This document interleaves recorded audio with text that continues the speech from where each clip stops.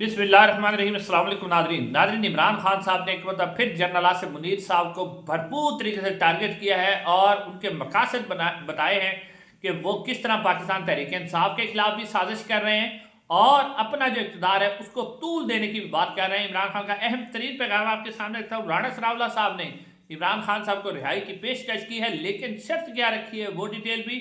और Donald Trump के हवाले से अब खबर ये सामने आ रही है कि उन्होंने अब बाकायदा तौर पर हुक्म दे दिया है आसिम मुनीर साहब को भी, सऊदी अरब को भी, कतर को भी कि इसराइल को तस्लीम करें। छोटा सा एक मैं वो पॉइंट भी आपके सामने रखूंगा। सबसे पहले नाज़रीन, इमरान खान साहब ने अडाला जेल में जो मुलाकात हुई है उनके मुकदमे के अंदर, तो उन्होंने उसके अंदर कहा है कि वादी तीरा में बमबारी से मासूम औरतों और आम शहरियों के नुकसान पर मुझे शदीद गम है। एक साल से बार बार यही पैगाम भेज रहा हूँ कि ऑपरेशन ना किया जाए। इस तरह कोलेटरल डैमेज होता है, मासूम लोगों की जानों का ज़या होता है, क्योंकि इससे दहशतगर्दी में इजाफा होता है। अफसोस की बात है कि खैबर पख्तूनख्वा की हुकूमत इस मामले में इस्टेब्लिशमेंट के ट्रैप में आ गई। ये उन्होंने कहा है कि जो अली बिन गंडापुर साहब है ना, वो भी इस्टेब्लिशमेंट के साथ इस वक्त मिले हुए। इमरान खान साहब ने कहा हमारे पड़ोसी मुल्क अफगानिस्तान की मिसाल सबके सामने है। हमारे दौर में अशरफ गनी और ऑपरेशन में दहशतगर्दी में इजाफा हुआ क्योंकि मासूम लोग मारे जा रहे थे, इसलिए सॉरी, हामिद करजई साहब ने अमरीकियों को बताया हामिद करजई ने अमरीका को बताया कि जब ऑपरेशन होता है तो बेगुनाह लोग मारे जाते हैं और वो 90% लोग तालिबान के साथ शामिल हो जाते हैं। यानी हामिद करजई ने भी बताया कि अगर इस तरह लोगों को मारेंगे ना तो वो आपकी दुश्मनी आकर दोबारा तालिबान के साथ शामिल हो गए। तो यहाँ भी जब जो हम कर रहे हैं वो लोग फिर दहशतगर्दों के साथ मिलेंगे। हमने अपने दौर में अफगानिस्तान से ताल्लुकात बेहतर करने की कोशिश की, मगर ये बात बड़ी सुनने वाली, आसिम मुनीर ने आते ही इस माहौल को खराब करने की कोशिश की। अफगानिस्तान के खिलाफ धमकी अमेज बयान दिए। दिहाइयों से मुकीम अफगान महाजरीन को खुश सलूबी से नहीं बल्कि धक्के मारकर मुल्क से निकाला गया। वहां ड्रोन हमले किए गए जिससे ताल्लुकात मजीद खराब हुए। आसिम मुनीर साहब ये सब करने के पीछे ये उसके मकासद है। नंबर 1, इमरान खान साहब ने बताया कि खैबर पख्तूनख्वा में तहरीक इंसाफ की हुकूमत को कमज़ोर करना, मगरबी एंटी तालिबान लाबीज को खुश करना, यानी अमेरिका को दूसरे लोगों को खुश करना। आसिम मुनीर दहशतगर्दी के खिलाफ जंग लड़ रहा है, यानी उनको बताया जाए भाई जी हमारी फौज तो बड़ी दहशतगर्दी के खिलाफ जंग लड़, हमें डॉलर दो।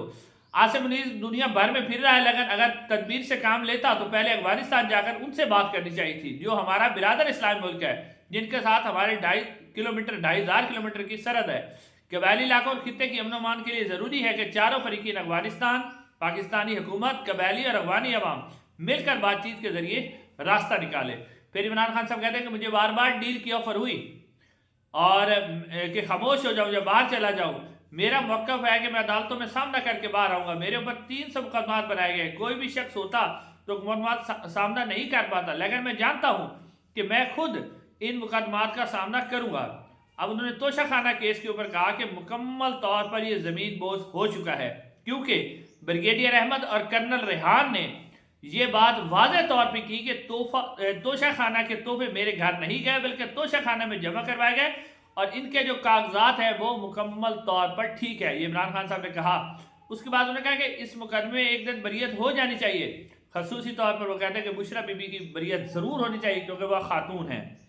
मुझे मालूम है कि 26वीं तरमीम वाली अदालतों ऊपर से लिखे हुए फैसले सुनाए जाते हैं जो कानून के मुताबिक नहीं है बल्कि इस वक्त आसिम ला के मुताबिक होते हैं। तरतीब यह है कि तोशा खाने में सज़ा दी जाएगी, फिर अलकादिर की जो सज़ा है वो जो है वो उसको अलकादिर की सज़ा को ख़त्म किया जाएगा, क्योंकि अभी तक स्क्रिप्ट यही चल रहा है, आइन और कानून को नहीं देखा जा रहा। ये कहा है इमरान खान साहब ने। और अब इमरान खान साहब ने वाज़ेह तौर पर बता दिया कि आसिम मुनीर साहब इस वक्त क्या चाह रहे हैं, दहशतगर्दी क्यों हो रही है, तीरा में हमले क्यों किए जा रहे हैं, पीटीआई की हुकूमत को कमज़ोर करना और अपने मगरबी जो आकाएँ हैं उनको खुश करना है। अब नाज़रीन, अगली जो खबर मैं पहले जो डोनाल्ड ट्रंप वाली खबर, उससे पहले राणा सनाउल्लाह साहब की खबर आपके सामने रख देता हूँ। नाज़रीन, वैसे तो बार बार इमरान खान साहब को पेशकश की गई कि 1 साल 2 साल चुप हो जाएं और हम आपको छोड़ देते हैं और आपके मुकदमा भी खत्म हो जाए, गिरफ्तारियाँ भी पैदा हो जाएंगी, लेकिन इमरान खान साहब नहीं माने। तो अब राणा सनाउल्लाह साहब ने आसमा शिराजी सरकारी हाजत के प्रोग्राम में कहा कि इमरान खान साहब उस वक्त तक जेल में रहेंगे जब तक वो इंतशार और अनारकी को नहीं छोड़ते। अच्छा, फिर वो कहते हैं कि इमरान खान साहब जेल से नहीं आ सकते जब तक वो अनारकी को नहीं छोड़ते। انارکی اور جو انتشار ہے اس کو پھیلانے کا وعدہ نہیں کرتے، یعنی پہلے وعدہ کریں کہ وہ جیل سے جب باہر آئیں گے تو وہ انارکی اور انتشار نہیں پھیلائیں گے۔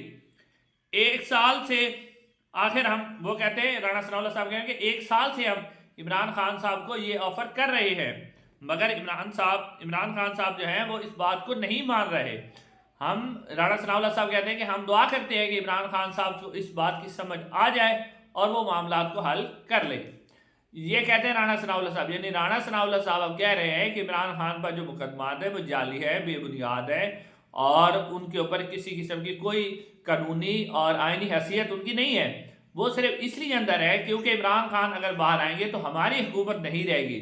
یعنی اگر عمران خان صاحب اس چیز کی گارنٹی دے دے، یہ گارنٹی DGI-SPR نے بھی مانگی تھی اور سارے لوگ مان رہے ہیں، عمران خان صاحب کو یہ کہہ رہے ہیں کہ آپ جناب ہماری گارنٹی دے دیں کہ آپ ہماری حکومت کو نہیں کریں گے، کمزور نہیں کریں گے اور ہماری حکومت کو گرائے نہیں گے، کیونکہ ان کو پتہ ہے کہ ہم نے جو فارم 47 کی لاسٹک کی شلواریں پہنی ہوئی نا ستوت صاحب کے بقول، یہ والی کھڑی نہیں ہونی۔ اگر عمران خان صاحب باہر آ جاتے ہیں تو ابھی جو لوگ ہیں وہ بھی نکلنے کے لیے تیار ہے، لیکن اگر عمران خان صاحب نکل آتے ہیں تو اس حکومت نے تو ایک دن نہیں رہنا، لہٰذا یہ آپ پوری کوشش کریں گے کہ عمران خان کو اندر رکھیں یا عمران خان کو کسی ڈیل پر جو ہے وہ تیار کریں، لیکن لگتا نہیں ہے کہ عمران خان صاحب جو ہے اس طرح کی ڈیل پر جو ہے عمل کرے۔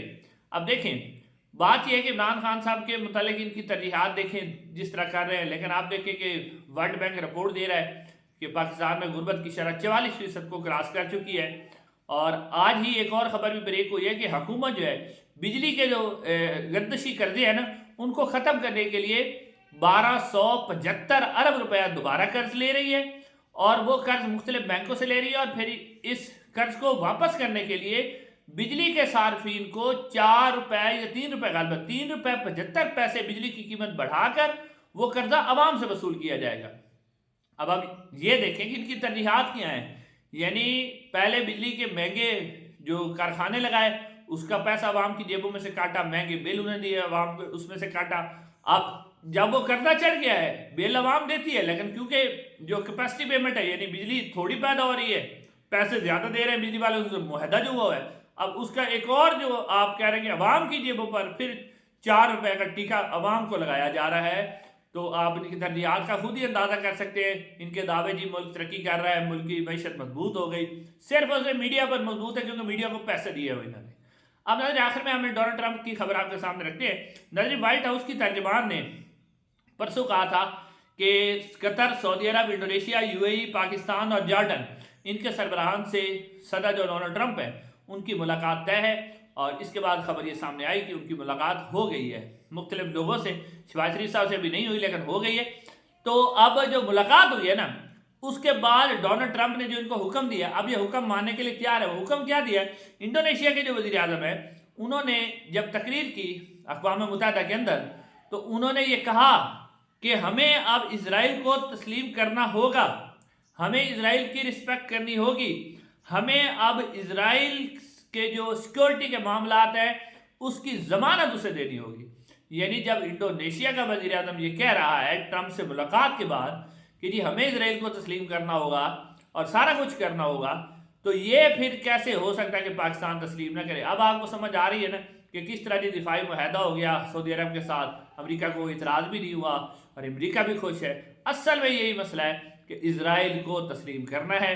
اب دیکھتے ہیں کہ مسلم لیگ نون اور پیپلز پارٹی یہ کالک اپنے منہ پر ملتی ہے یا نہیں ملتی۔ اگر نہیں ملتی تو حکومت جانی پڑے گی، جو ملے گی تو پھر ان کی حکومت رہے گی، لیکن پھر ان کے منہ پہ کالک لگ جائے گی۔ انشاءاللہ اگلی ویڈیو میں ملاقات ہوگی۔ السلام علیکم۔